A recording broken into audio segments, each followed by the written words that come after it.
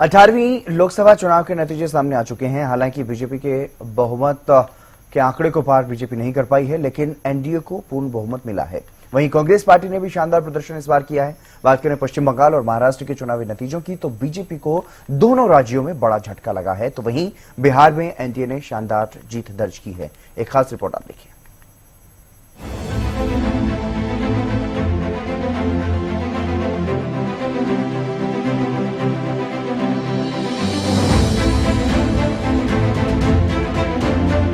पश्चिम बंगाल में लोकसभा चुनावों के लिए बीजेपी ने धुआंधार प्रचार किया। बीजेपी ने ममता बनर्जी की पार्टी को चुनौती दी थी कि इस बार वो टीएमसी का किला ढहा देगी, लेकिन जब चुनाव के नतीजे आए तो खुद बीजेपी औंधे मुंह गिर गई।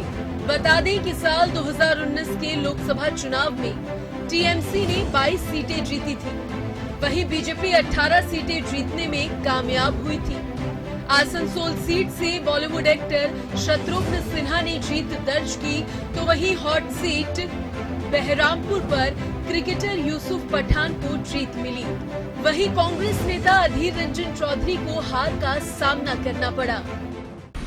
मैं जनता की अपेक्षाओं में खरा उतरा हूं फिर से, इसलिए मैं आसनसोल की जनता से लाभन को बहुत बहुत बधाई देता हूँ कि ममता जी चाहे जो भी कह रहे हैं, कहने दो उन लोगों को, जो गोदी मीडिया के लोग हैं, जो मोदी मीडिया के लोग हैं, जो प्रचार तंत्र का हिस्सा बन रहे हैं। जिस तरह से इन्होंने बातें की और सारे के सारे करीब जितने एग्जिट पोल्स सब गलत नहीं निकले। मुझे दुख के साथ कहना पड़ रहा है, सब झूठे साबित हुए कि ममता बनर्जी के व्यक्तित्व का जादू सर चढ़ के बोलता है। उनका नेतृत्व है, उनका सपोर्ट बेस है, जो लोग ममता जी को और खासकर यहाँ की महिलाओं में जितनी उनकी पकड़ है, जितनी उनकी फॉलोइंग है, देश में किसी नेता की कहीं नहीं होगी जो ममता जी की है। डे वन से कहता आया हूँ कि अधीर जी का मैं सम्मान करता हूँ, रिस्पेक्ट करता हूँ। सीनियर लीडर है और वो हमेशा सीनियर लीडर ही रहेंगे। ठीक है, वो हारे, लेकिन मेरे लिए उनके लिए जो सम्मान है वो मैं हमेशा उनका सम्मान बना रहेगा और मैं उनको हमेशा रिस्पेक्ट करता रहूंगा और मैं उनको बेस्ट विशेष कहता हूँ उनके आगे जो भी फ्यूचर में वो काम करेंगे उसके लिए। मैं बिल्कुल सिर्फ क्रिकेट एकेडमी नहीं, मैं एक स्पोर्ट्स एकेडमी बनाऊंगा। क्रिकेट एकेडमी के साथ साथ सिर्फ क्रिकेट पे ही ध्यान नहीं दिया जाएगा, दूसरे स्पोर्ट्स पे भी ध्यान दिया जाएगा, ताकि बच्चे और भी स्पोर्ट्स खेलते हैं, और भी टैलेंट है यहाँ पे, तो वो टैलेंट बाहर निकल के आए, स्टेट के लिए रिप्रेजेंट करे, देश के लिए रिप्रेजेंट करे और स्टेट और देश के लिए मेडल लेके आए। ऐसी मेरी मेहनत रहेगी उनके लिए भी, और साथ साथ में जो भी वादे किए मैंने यहाँ पे इंडस्ट्री को लेके, तो कोशिश करूंगा कि उनके ऊपर भी काम हो।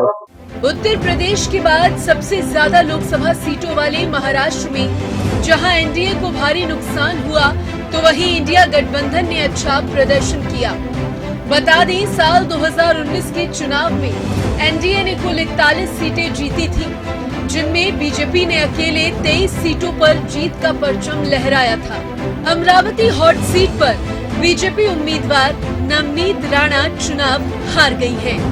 उन्हें कांग्रेस के बलवंत वानखेड़े ने शिकस्त दी। केंद्रीय मंत्री नितिन गडकरी, नारायण राणे अपनी सीटों को बचाने में कामयाब रहे। High profile seat Mumbai north से केंद्रीय मंत्री पीयूष गोयल ने जीत दर्ज की। बिहार में एक बार फिर नीतीश कुमार का जादू चला। नीतीश कुमार की अगुवाई वाली जेडीयू सबसे अधिक सीटें जीतकर बड़ी पार्टी के रूप में उभरी है।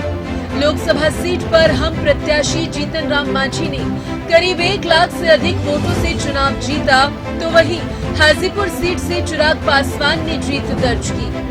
पटना साहिब से बीजेपी के रविशंकर प्रसाद ने जीत का परचम लहराया। पाटलिपुत्र से लालू प्रसाद की बेटी मीसा भारती ने बीजेपी प्रत्याशी राम कृपाल यादव को हराया। की सरकार बनने जा रही है और ये तीसरा टर्म हमारे प्रधानमंत्री जी के नेतृत्व में यकीनन देश को उस ऊंचाइयों तक लेकर जाएगा जिसका वादा मेरे प्रधानमंत्री जी ने देश से किया है। न सिर्फ अर्थव्यवस्था के तौर पर हमारा देश दुनिया की तीसरी सबसे बड़ी अर्थव्यवस्था बनेगा, बल्कि विकास के द्वारा किए गए जितने वादे हैं उनको भी ये सरकार पूरा करने का काम करेगी। लोकसभा चुनाव के नतीजे सामने आ चुके हैं। नतीजों में एनडीए की सरकार बनती दिख रही है, लेकिन 400 पार का नारा देने वाली बीजेपी के लिए महाराष्ट्र और बंगाल के नतीजे किसी झटके से कम नहीं है। बीजेपी इन झटकों से कैसे उबरती है, ये तो आने वाले समय में ही पता चल पाएगा। Bureau report, Haryana news.